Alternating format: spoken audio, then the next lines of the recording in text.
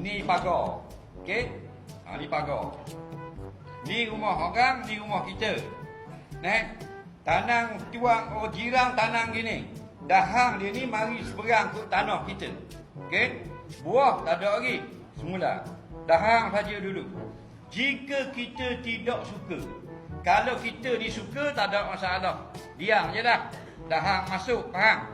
Jika tuan rumah sebelah ni tak suka, maka boleh kita suruh tuan pokok alih dahang itu.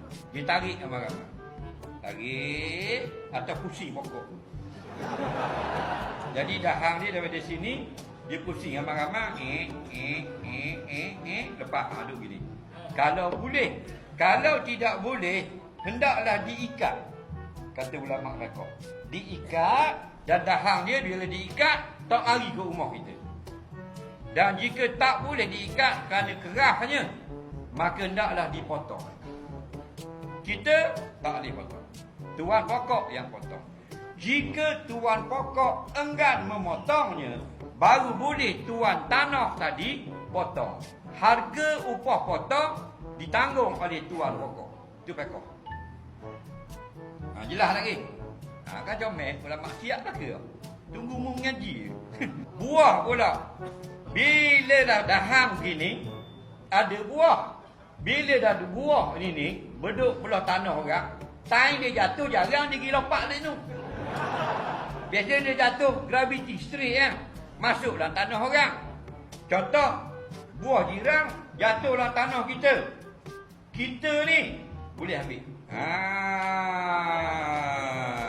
Tapi haram makan. Padam muka mu. Dengar baik. Boleh ambil. Pasal apa boleh ambil? Tanah kita. Itu orang jatuh dalam tanah kita. Boleh akak. Tapi haram makan. Kena pulang balik. Okey?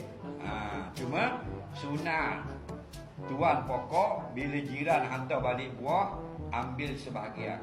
Sedekah hadiah sebahagian. Contoh, dah dia hantar balik 30 teh buah pelak, ambillah 10 teh. Gitu cara dia orang berbudi bergila. Tapi kita dah reti bahasa, ambil semua. Lagi, ada tak jiran gitu? Wis sepaku ambil sepaku. Jelas